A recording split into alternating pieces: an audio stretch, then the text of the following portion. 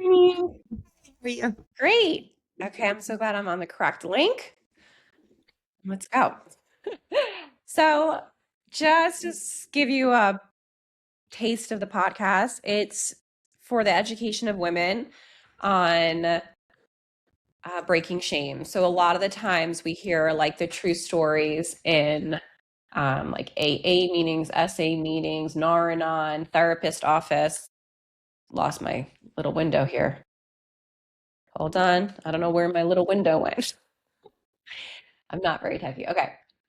And the issues that we need to hear need to be spoken about more because it's the lies that we tell ourselves that keep us stuck. Once we Yeah. start telling ourselves the truth, like, actually, this isn't that great. Actually, he's probably not going to change. Actually, I don't deserve this.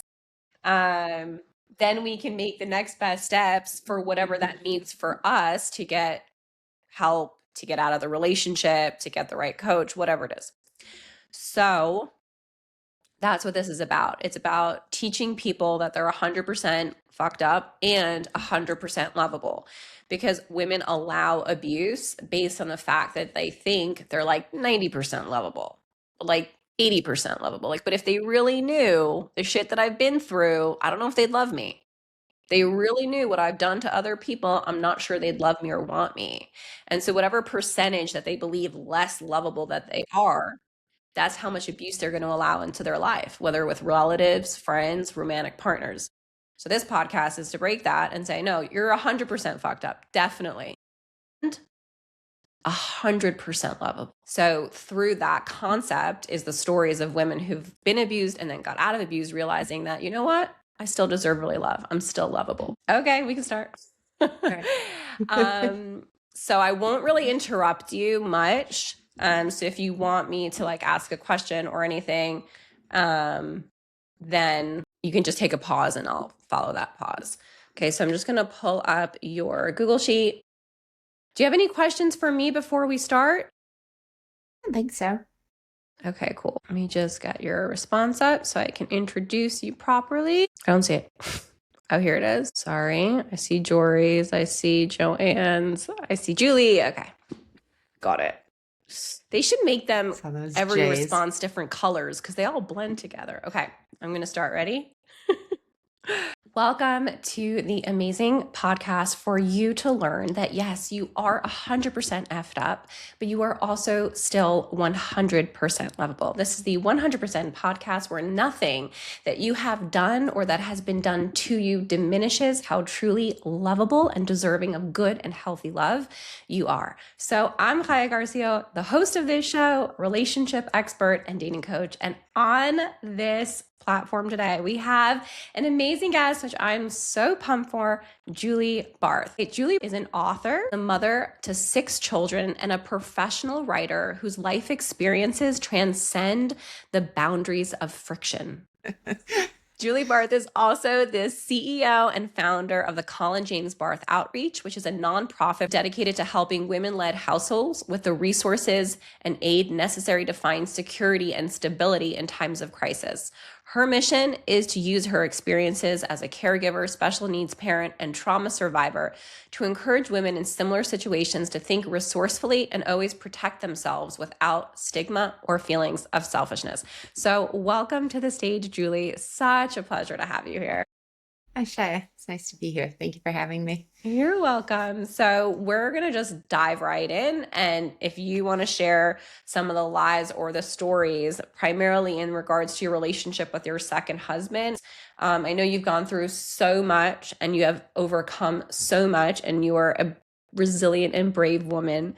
For this season, we're focusing on women who are stuck in romantic or abusive relationships or marriages. So especially in regards to your second marriage and the abuse that you experienced, can you talk a little bit about that, how you got into it, anything that you'd like to share, or how you stayed?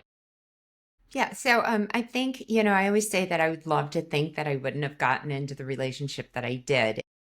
I had just come off of, I lost my grammar school sweetheart husband, who we were married for 10 years, almost 10 years. And we had a special needs daughter when our youngest was 6 months, our oldest was 10, 4 of them. we found out that he had stage 4 pancreatic cancer. So he ended up living, 16 months, which are a blessing, but some of them were not so much of a blessing. And coming off of all of that, I was the primary caregiver, trying to juggle him and the children. And, it was a long 16 months of trying to take care of him.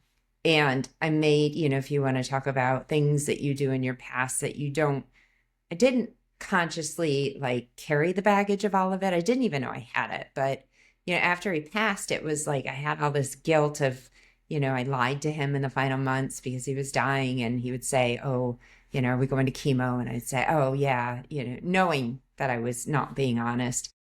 So, I think the brain, you do what you do and you just try and put it in your past. So after he passed, I was like, I don't want to deal with that anymore. I've had, put it in my past and move forward. And there was this gentleman who worked at my house. He was 10 years younger than me.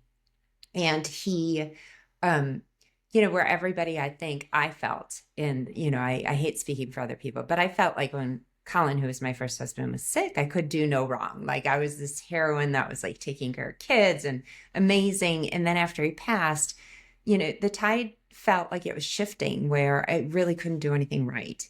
And I had lost pretty much a decade of my life caregiving my special needs daughter and him. And this gentleman came along, and he was very the opposite of me, where I care so much about what people think and offending people and being nice. And, he just said whatever he wanted to say. He was unapologetic for everything. And it was so alluring to me because I was like, you can do whatever you want and not feel anything. And you can say whatever. And at the time, it was like, this is exactly what I want to do. I want to leave that old Julie behind. I want to be the new Julie who doesn't care.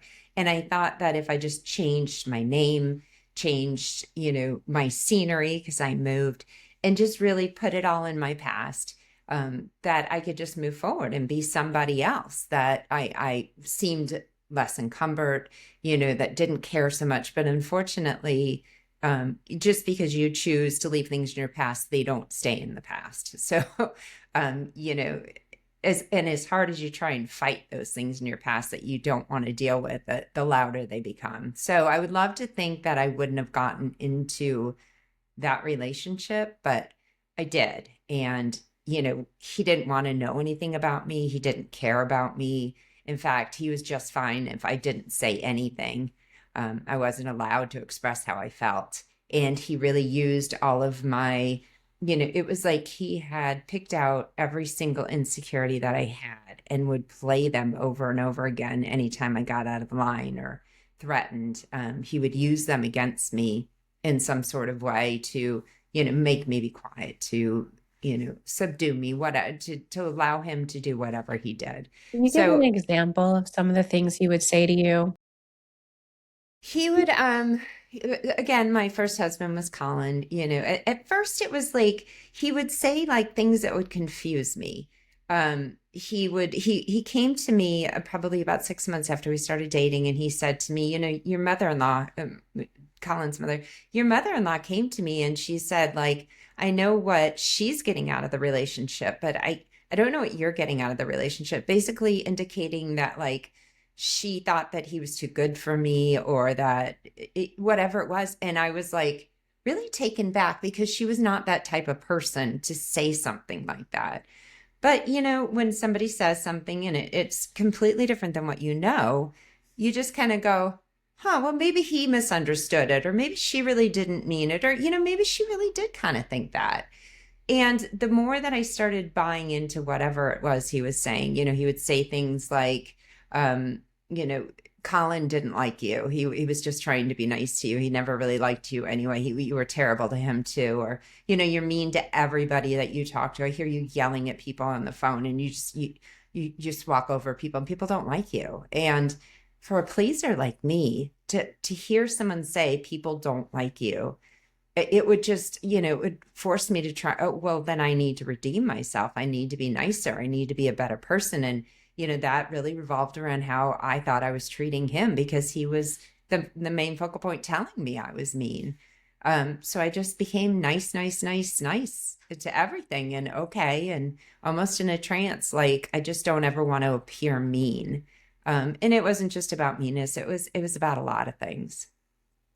I think that's so fascinating because when we don't want to appear mean, it means we can't really handle pain because we need the approval of others.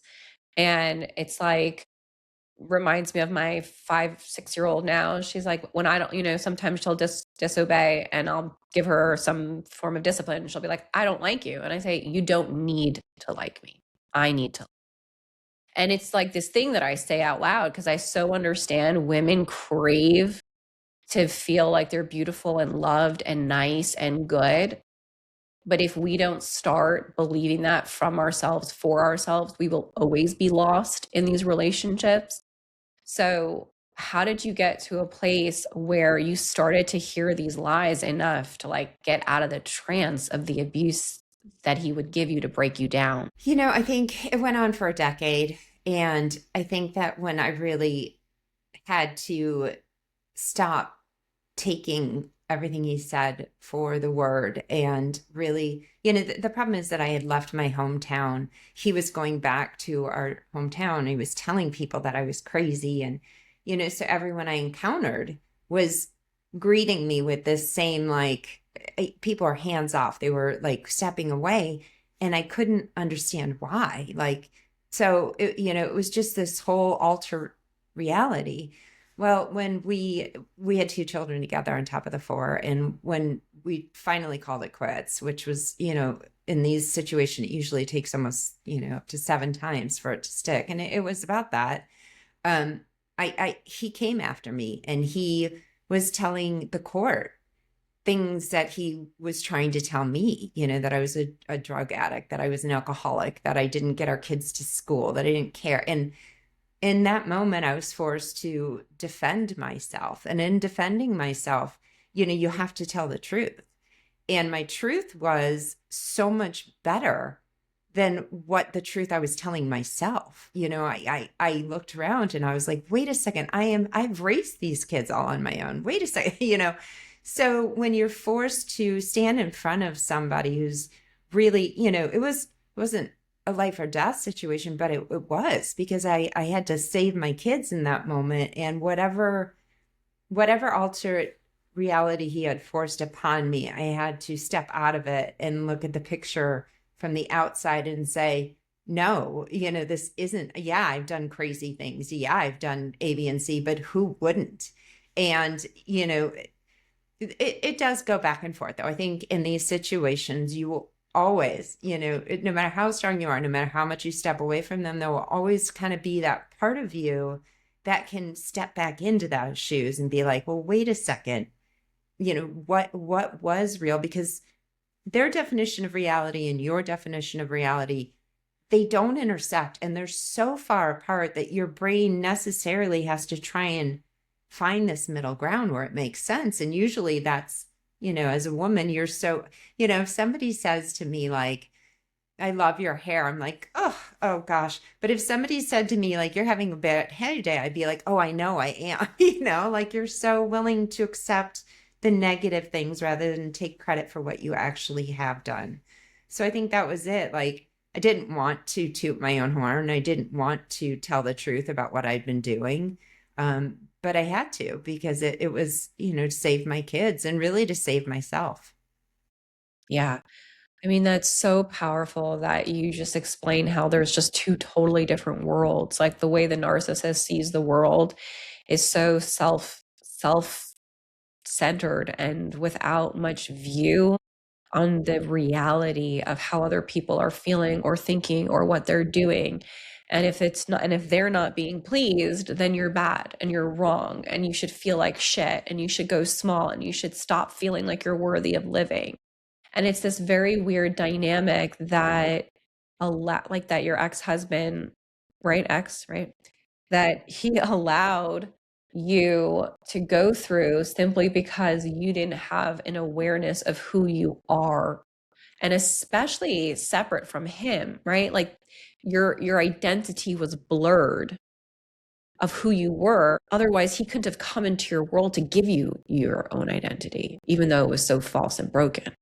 Well, I think that's also, well, I know that's why they move you away from your family. Right. That's The why they move you isolation. away from, yeah, because, everything around you, when it's familiar, you feel solid and you feel safe. When everything around you is different, it's hard to find your base. It's hard to remember who you were to begin with. And that was what I had to do, was like, no, wait a second. And part of that was the book that I wrote, because I wrote a book about my experience with my first husband in Tatum, and it sat on my laptop for 12 years. And when I went back and I read it, I was like, who is this character? Because this character is strong. She is confident. She is fighting doctors. She is, doing it all on her. Like, who is that? And I had to say, like, that's me. I'm the same person. Um, so again, my second book and my first book, it completely different characters, but the same character. And when you think about that, it's like you're the same person inside. You have the same values. You have the same morals. You have everything is the same, but the way that you're reacting to your reality in that moment and the people in your reality changes you. Not changes your reactions, not who you are. I'm sorry. Like, it will change the way that you relate to people and the things that you do when you're under stress and you're yelling at people. That's not you. That's reaction to what you're dealing with in your world. But when you hear yourself yell at someone and someone then points it out, you're like, oh yeah, I did do that. And you don't look at the reasons why you did it, or you don't acknowledge them. You just say, I was bad. And that is what you internalize, is I was really bad in that moment. I really treated someone terribly. Yeah. And I think that's a really important thing for people who are listening to remember. We all make mistakes. We all do things we're not proud of. We've all done things that we wish we could take back, but it doesn't diminish how lovable you are. You know, your reactions change based on your environment, based on how much support you have. And so for me, like when I make a mistake, I'm always thinking, okay, you're still 100% lovable, because it's so easy, even though I have a phenomenal marriage right now. I mean, forever, but my marriage is great. It's so easy to think when I do something wrong, I'm bad. I screwed up. What's wrong with me? And then I have to literally remind myself, no, no, no. You made a mistake based on something that you didn't have, and you are still 100% lovable. I forgive you. And when I Yeah. can go back there, then I don't continue the abuse inside of me for wanting to punish myself or think I'm wrong or think I'm a less mom. And I think for you, you came to a point where you developed a sense of self that was stronger than the hatred. Yeah, I think that I finally was able to, when you're put in impossible positions, you do unimaginable things. I can't tell you how many times, whenever I hear someone say, I would never, I just sit back, because I'm like, karma's funny that way, because you think, I would never do that. I would never marry somebody who would treat me that way. I would never. And it's those I've nevers, because you think that those you think that knowing what you would do in a situation, if you behave differently than you thought you would, you somehow question who you really are. And I don't think that that's the case, because you were in that position, whatever was going on, you did the best with the information that you had around you. But you're right. It's so much easier to say, oh, I must have been lacking to begin with. And that's why I did it, because you want to be 100%.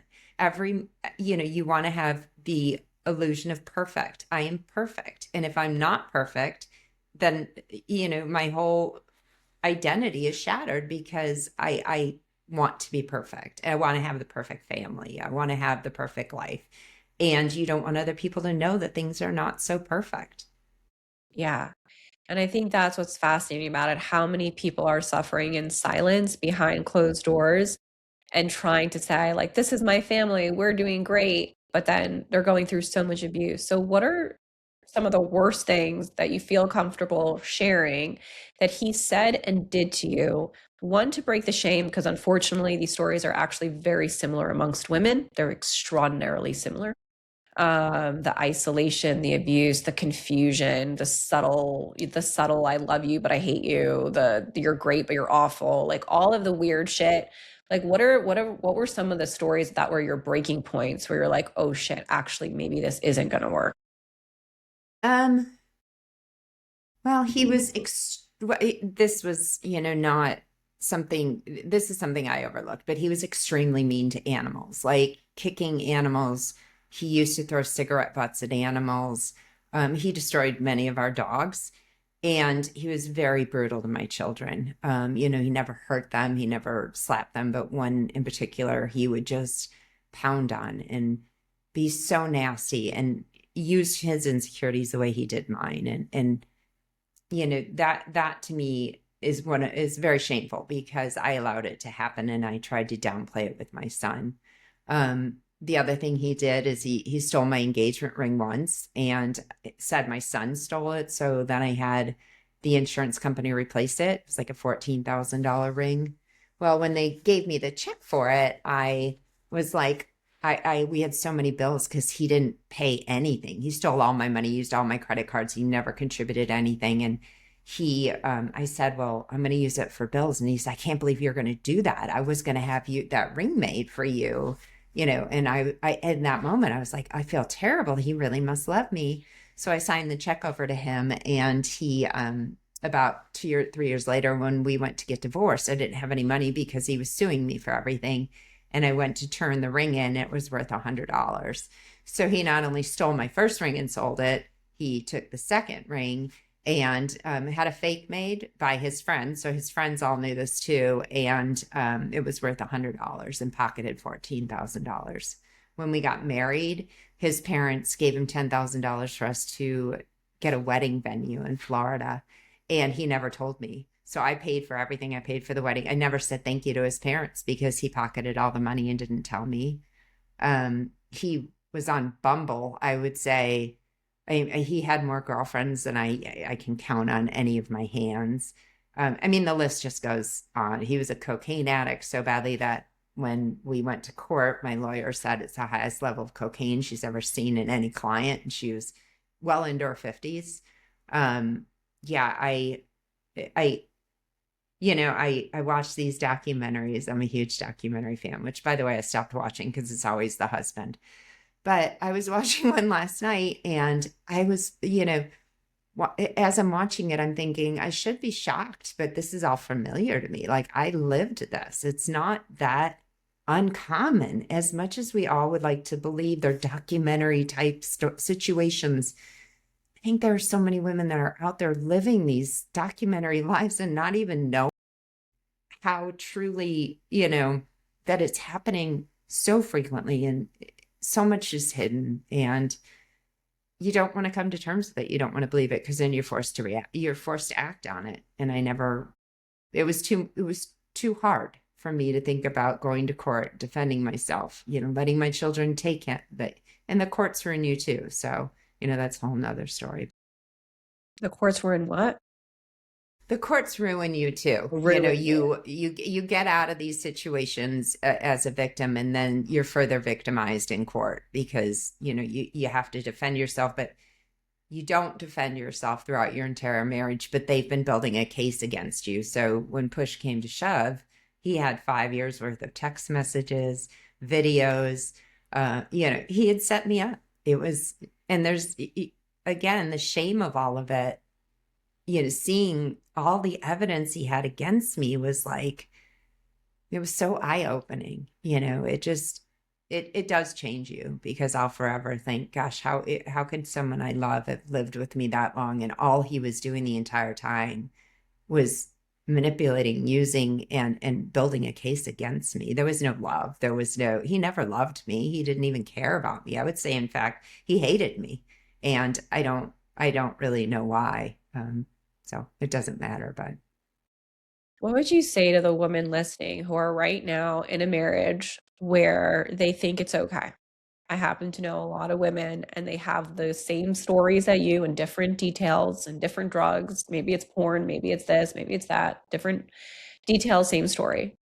But when they're not ready to hear the truth, they say it's a good marriage. They say it's okay. They say he's a good man. They almost have been like taught from themselves to instinctively protect their life and the man, um, even though they know internally something's wrong. So, two things I want to ask. One was like, what are the lies that you told yourself that allowed your son to be abused? Like, you saw him being abused, you knew it was wrong, it ached at you as a mom, but you stayed. Like, what did you tell yourself in your head that it was manageable enough to keep going with him? Well, first I said, he never touched him. That was the thing. Like he never hit him. He was never in danger physically. The other thing I would say is, oh, he's just trying to toughen him up because my son was very soft, and he was somebody that would overreact a little bit more than an average. So I was like, well, maybe it's for his good. Maybe, he'll toughen him up a little bit. He's a guy. He must know, that my son wasn't going to make it in the real world or in a man's world if he wasn't a little bit tougher. So, and he was really good friends with my older son. And so I would say, well, if my older son is accepting of him, then he can't be that bad of a guy because look, they're friends. So maybe it'll just take my younger son to get older, and then he'll see why he had to pick on him like that, just kind of toughen him up. And what do you think about that now that you're out of the picture and you can see the verbal and emotional abuse he was doing to break your son's character? I wish that I'd stepped in. I wish that, what do I think about it? I think that I should have protected him. I honestly cannot tell you what the drive behind that was. I consider myself to be mother first and a protector, and I am. I do everything for my kids. Why I continued to turn a blind eye. I think there was part of me that I'd lost, my first husband. So my first four children had lost their dad. And I think that in my head, I was like, having a dad is better than having no dad at all. So, and I justified it as, well, we all parent differently. His parents were very, tough on him and he made it.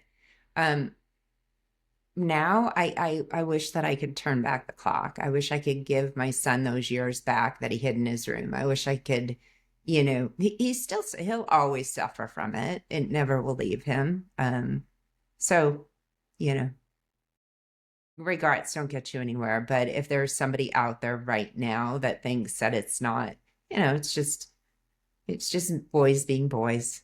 Which is his mother would always say to me, it's not just boys being boys. And your children shape themselves. You don't deserve it. And they certainly don't deserve it at all. Yeah, no, I'm just like, feeling emotional because I know how many children go through. And I know how many moms are so afraid to lose the man because then who they'll be. Can I really make it as a single mom? Isn't a family better than just me being alone with no one? And I know the lies because I hear them over and over again as a relationship expert who has clients separate from this podcast. And the poor kids that get trapped in a woman's fear of loss, I really feel like it's a fear-based decision where I don't know how to leave because isn't this better than nothing? Well, I think too that automatically our society is set up so that if you do get divorced, the reality is that a man's income goes down by 10, their standard of living goes down by 10%. The average woman, goes down by 40%. So, there was about 5 years where I was with my ex-husband where he worked out of town. He didn't live with us. And so that made it, I guess, like, well, it's not every day. But if I, in my head, I thought, well, if I'm not with him, then I'm going to have to get a full-time job. I'll never be around. I'll be running ragged. I won't be at the kids' band concerts. I won't be there day to day. So I think that you almost feel like you're trading some positives for a little bit of negative. That's how you spin it, because it is hard to be a single mom. It is, like I said, I had 6 kids. So to do that all on your own. And it wasn't just doing it on my own. It was that I knew I was going to have to fight for custody. I knew that there was the potential that if and my two with him were very, very young, like not even able to speak.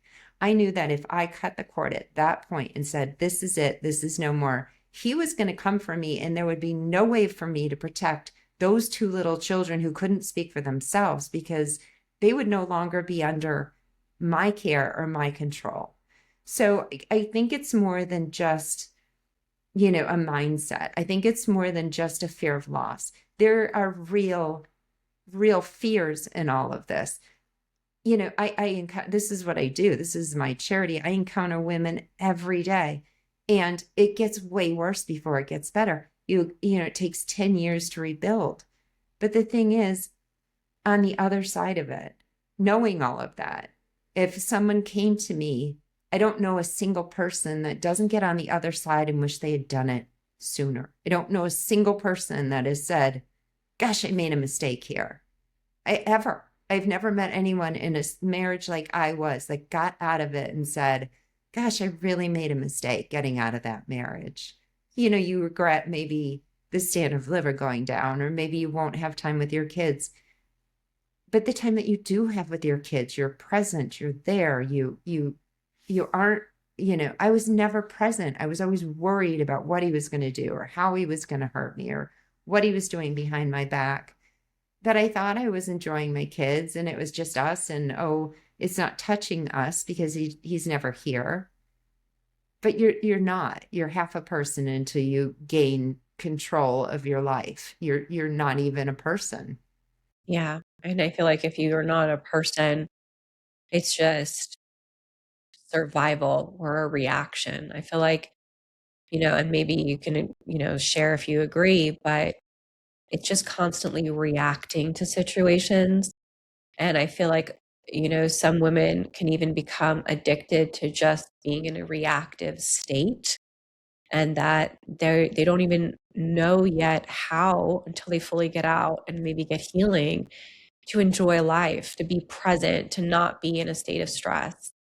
So what was it like for you to get back into your life where you were able to have some presence and self-love, where you were able to nurture yourself more? Well, I think, as you said, I didn't make a conscious decision, probably in 2 decades. Again, bouncing off of, truly trying to save Colin's life, truly trying to save Tatum's life.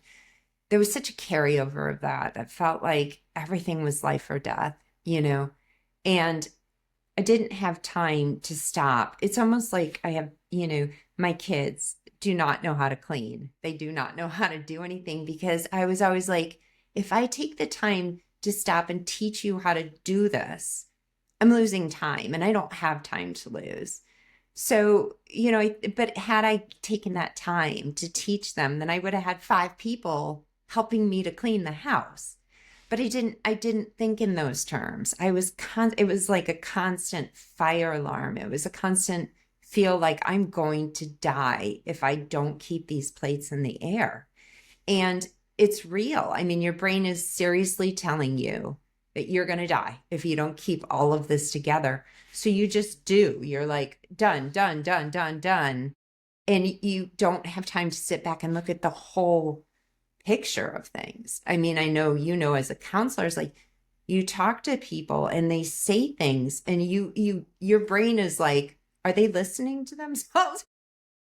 Because you think, well, if they say it, you hear them say it, and you're like, oh, now that they said it out loud, they're going to recognize it. That doesn't make any sense.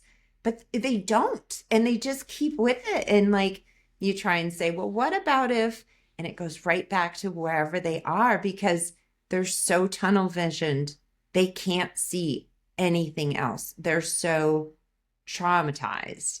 They're so battered that they just see one way out. And the only way out is to get to the end of the day without some major, major, major crisis happening, and them getting hurt, losing their house.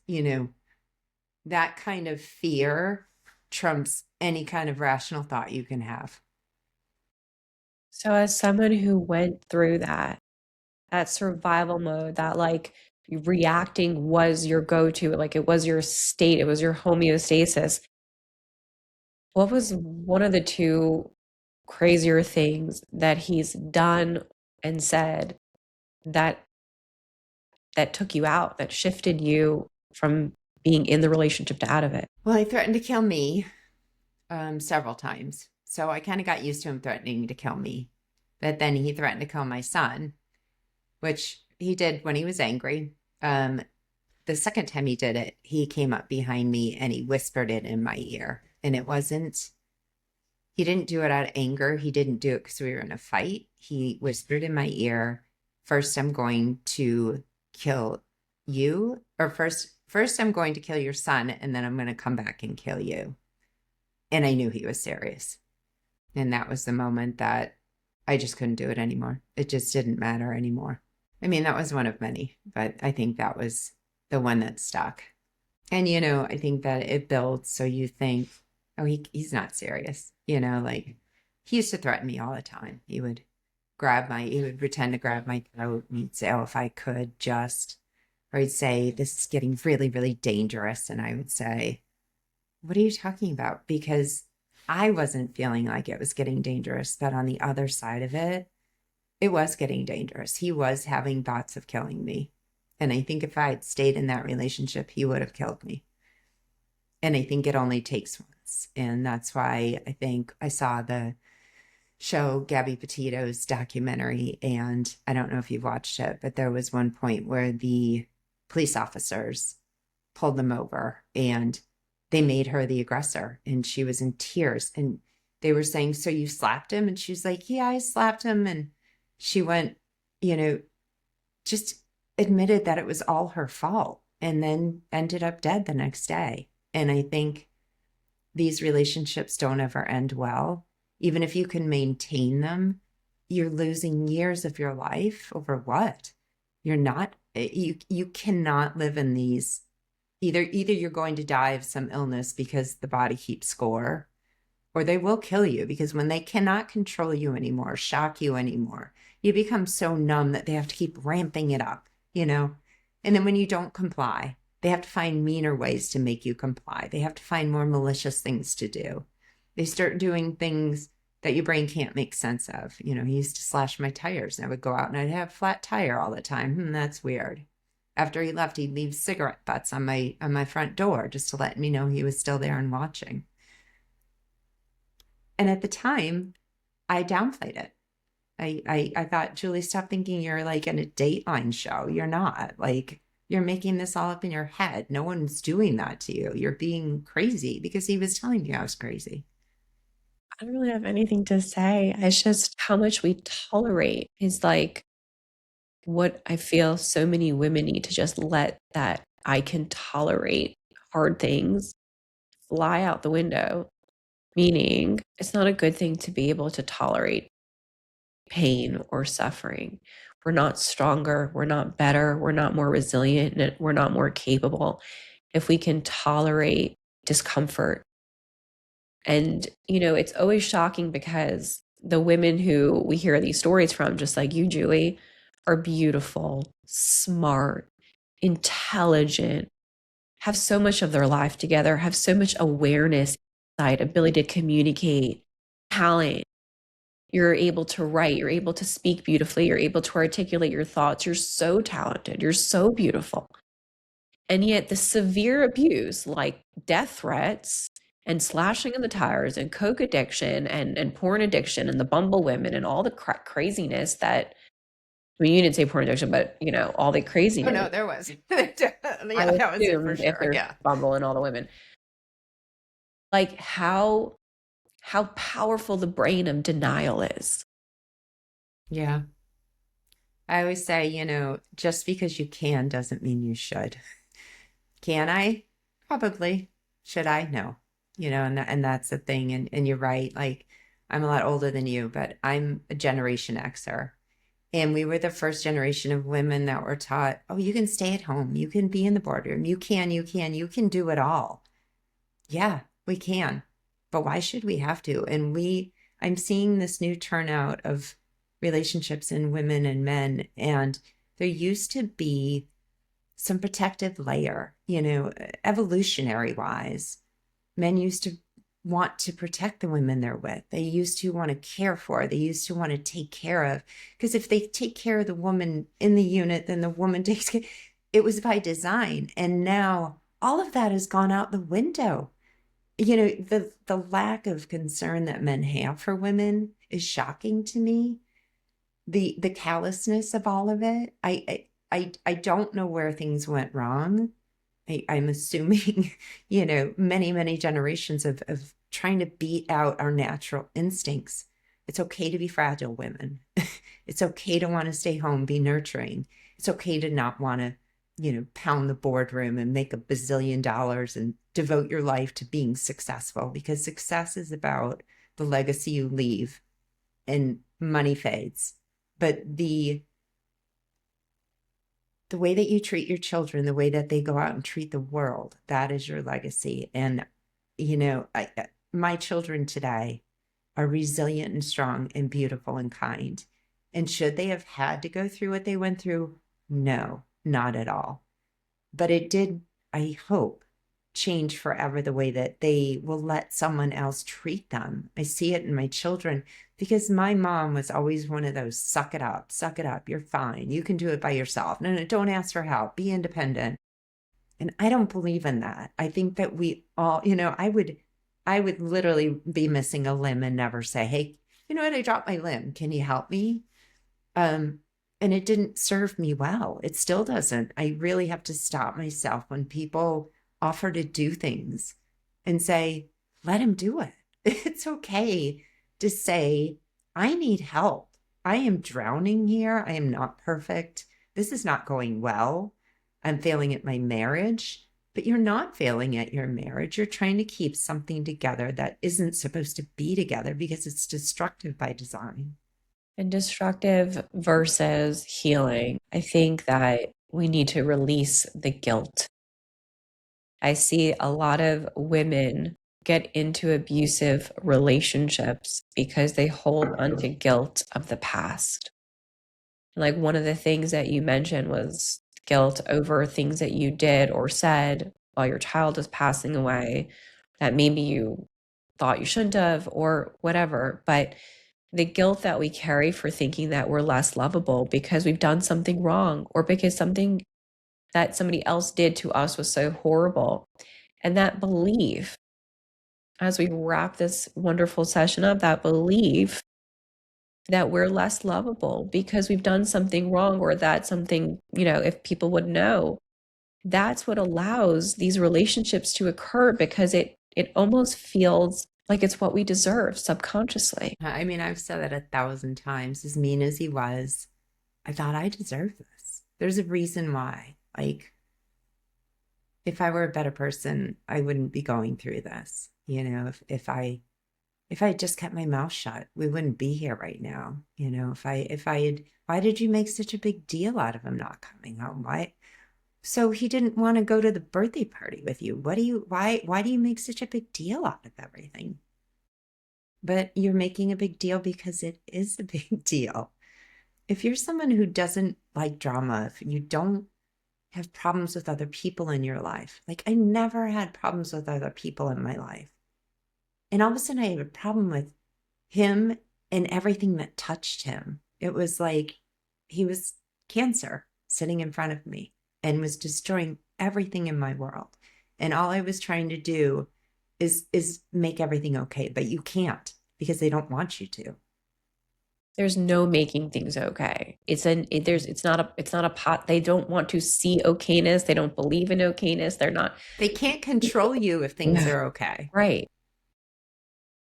And it's this dance of like, I just want things to be okay and I want things to work out and I just want things to be better and I'll try harder and I'll figure it out and I'll be better and I'll go to therapy. I'll fix me. I will. Yeah. I'll take some medication. Clearly I'm too emotional. Clearly it's me. If I just fix me, this will all work out. And they pry on you losing yourself. Like that is their fuel. The more you lose yourself, the more light you dim, the more confused you get. they get life. It's like Power. power. And that power that they feel is a distortion of how they perceive love. It's a real illness, but they perceive love when you break and they feel power. And they think like, wow, maybe I can survive this horrible world.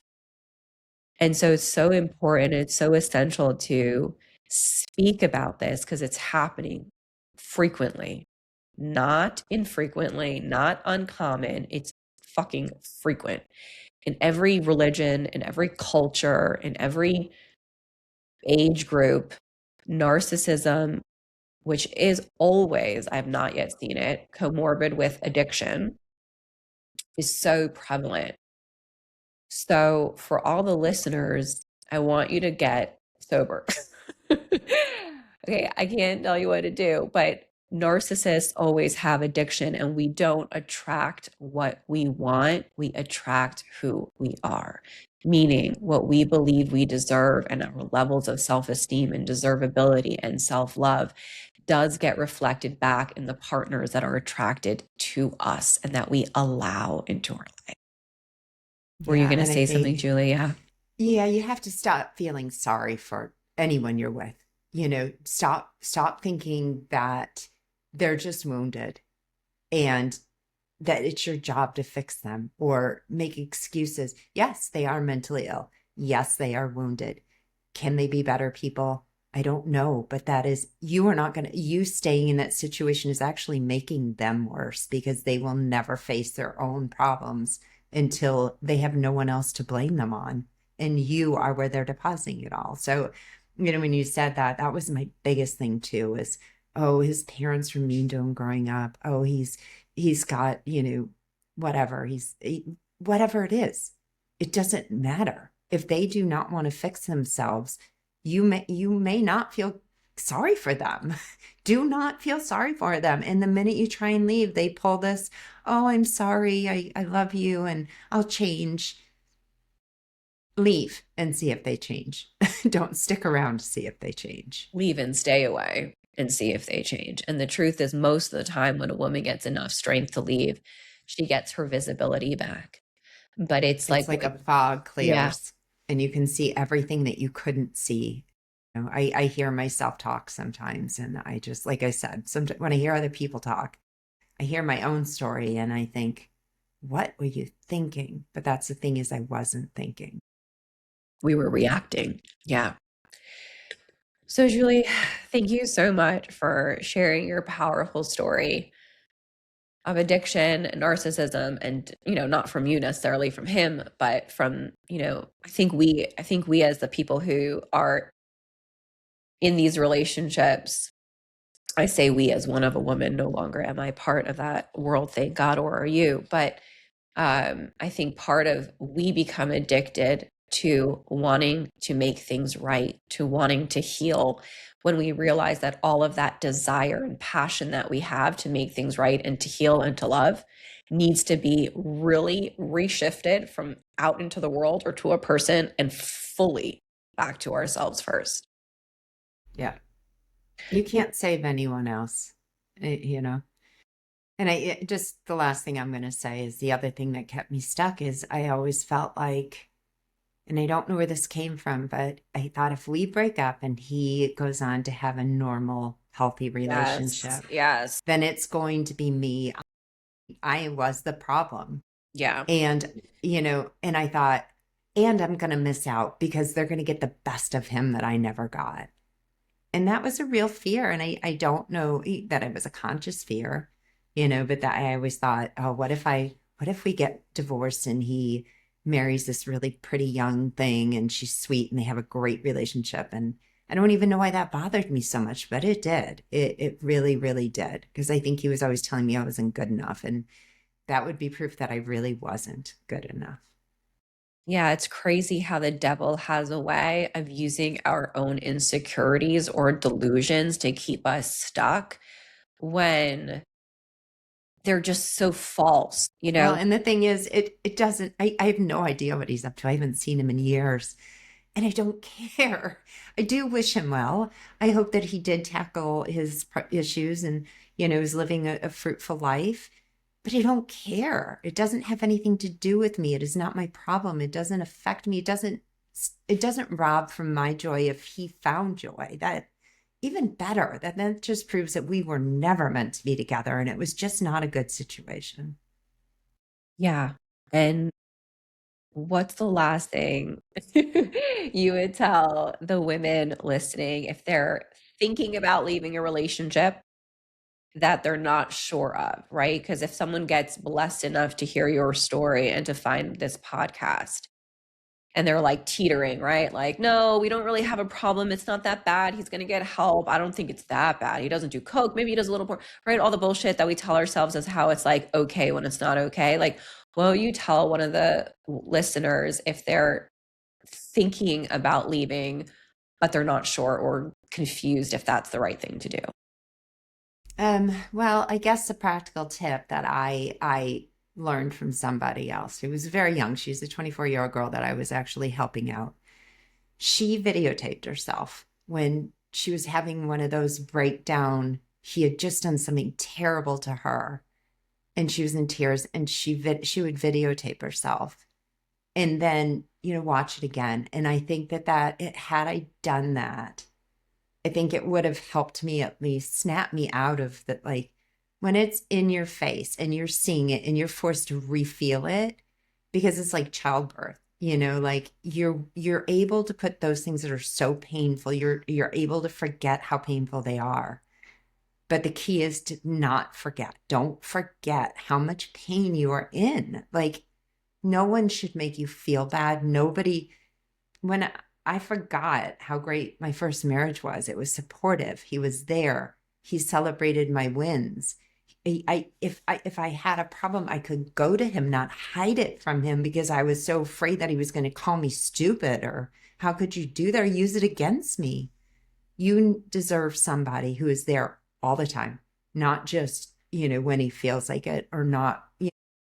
And don't ever accept 10% of somebody being good and the other 90% being so toxic just because that 10% feels so good. The reason it does is because it's in comparison to how bad he's making you feel the other 90%.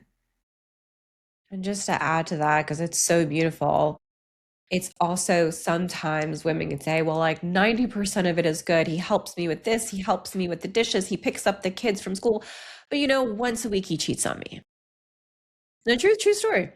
No, So I believe it. So Yeah. not so it's not that bad because he helps me with the groceries, he buys every, he goes out, whatever, he handles this, that, and the other thing.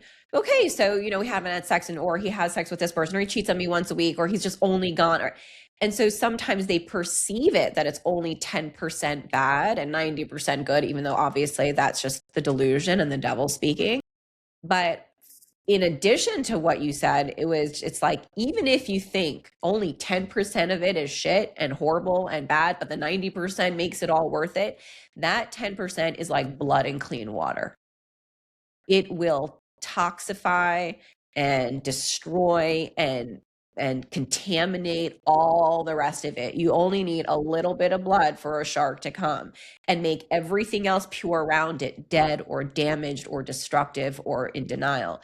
So if you are giving yourself a picture that it's okay and that it's actually not that bad, but there's a little bad, let that bad be so valuable to your life and to your mental health and to your children's health that even that amount you don't deserve and you're no longer willing to tolerate. Yeah. And if you put your feet, if you draw a line in the sand, don't back down.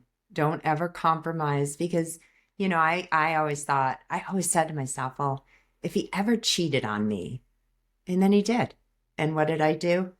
Well, I mean, it was just a casual, you draw a line, what you wanted going in. Don't compromise what you wanted to begin with.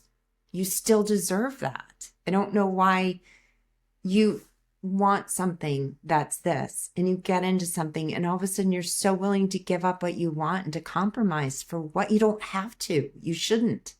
There are millions of people out there in the world, or God forbid, I love being alone. Being alone is okay. I love being alone. I love being okay with being alone. Do I want someone else in my life? Yes, but only if they come with 100% acceptability. Because we're not talking about cheating is not acceptable. It's not good versus bad. It should be unacceptable. And in there lies the argument that is unacceptable. You're not going to accept it. Yeah, and I think that's why it's so important. Women who are not in an abusive relationship or not in a marriage, but are listening to this, or men who are listening to this, get so clear on your non-negotiables before you get into a relationship if you're not already enmeshed. Get clear on what you want and what you don't want. And if you're interested, I literally just published a little book on it. The biggest red flags of how do you see addiction and narcissism during the first date. So if you're single and you're interested in learning, send me a DM. You can also send me a DM on Epic Love Expert on all my handles. But we have to have those non-negotiables that when we see them on the date, we don't blind ourselves to, well, maybe it's not that big a deal. Maybe I could live with it. Maybe because he's great Yeah. here, it won't matter. If something strikes you and you go, because you do, I was just in a conversation with someone the other day. They said one word and it was very aggressive. I don't know this person, but my ears perked up and I thought, nope. And you need to have that alarm that says, nope. If you perk up, that's your alarm saying, this is not good. There's something about this person that I need to, be very cautious about. And if you need to be cautious about someone, you don't continue to date them and see how big a deal of it or not. You just allow yourself to believe that you deserve a peaceful life, not a drama filled life, not a life of confusion, but a peaceful love life. And so your brain is much slower than your intuition. So your brain will say, but he only said this and it's not that big a deal. And lots of people use that word and lots of people do this.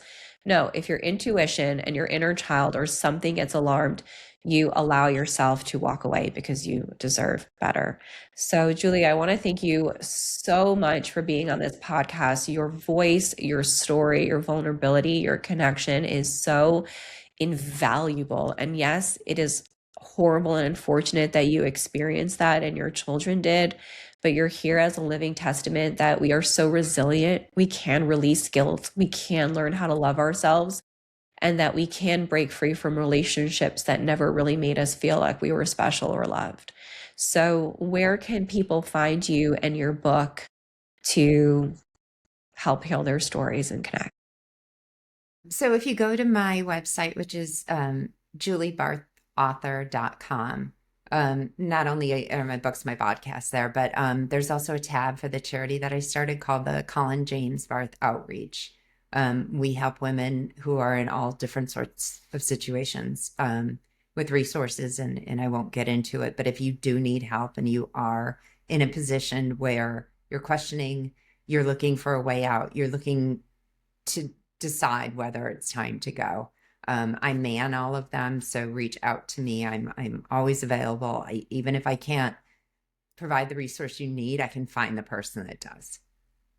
I love that. And thank you so much for being here as a resource to the women and men listening. I primarily work with women, but as a love expert and relationship coach. So if you're single and you want to know who to marry or get into a long-term relationship with, I can educate you, make you your own leader so that you see the signs of narcissism and addiction right away. So you don't have to waste 10 or 20 or 30 years of your life till the abuse gets so bad that the shit hits the fan. And so thank you, Julie, for being here. There's so many women like you who will value listening to your story and your message. So truly, so appreciate you. I'm going to close this out and then I'll see you in a second. Alrighty, Okay. everybody. This has been another powerful, vulnerable, and shame-breaking podcast episode with the amazing Julie Barth, where we learn that, yes, you are 100% effed up. Everyone has gone through traumas, but simultaneously still you are 100% lovable. And nothing that you've done or that has been done to you diminishes not even 1% how lovable you are and how deserving of good, healthy, and peaceful love that is meant for you. So thank you so much for joining. I'm Chaya Garcia, relationship expert. You can find me on my handles at Epic Love Expert, so you can get a love that goes from to epic. You deserve only good, and I will see you on the next episode. Julie, thank you so much. So No important. problem. Yes, it is. Thank you for doing this. Yeah. I look forward to staying in touch with you. Oh, that's what I was going to say. I have these little affirmation cards that I send to my podcast guests as a thank you. Uh-huh. They're really, I don't know if you can see. Oh, there's my camera. All these different cameras. So if it's okay, can I send it to you as a thank you gift? Okay. Okay. It's 155 Yeah. Greenville Street, NW. And that's AIKEN, AIKEN. Yeah. South Carolina, Oh, you're near me. Yeah. 29801. I'm in Atlanta, but I'm going to South Carolina next week or something. Anyways, my mom lives in South Carolina. Oh, she does. Where she live? Charleston? Oh, nice. I love Charleston. Yeah. Can't afford it. Oh, I don't know. I feel like where I live is so expensive, but they think their rent is cheaper. I think everything's expensive. You know, I'm from the Midwest, so anything south, I think I love. So yeah. Well, I really please be in touch. Yeah, I will totally be in touch with you. I'm really here for you, and I love that you have that resource group. I'm gonna write it down as my list of resources. Yes, please do. Please do. And we're focusing a lot on legal fees to help people, women, to get out of marriages. So the whole guardian ad litem and custody stuff. Yeah, that's so powerful. Legal fees to help women get out of their relationships if they're worried that that's the main cause. Yeah. Because you don't go for sole custody because you can't afford it. So courts suck. All right, I gotta go pick up kids. Alrighty. Thank you so much. I'll stay in touch. Have a good day. All right. You take care.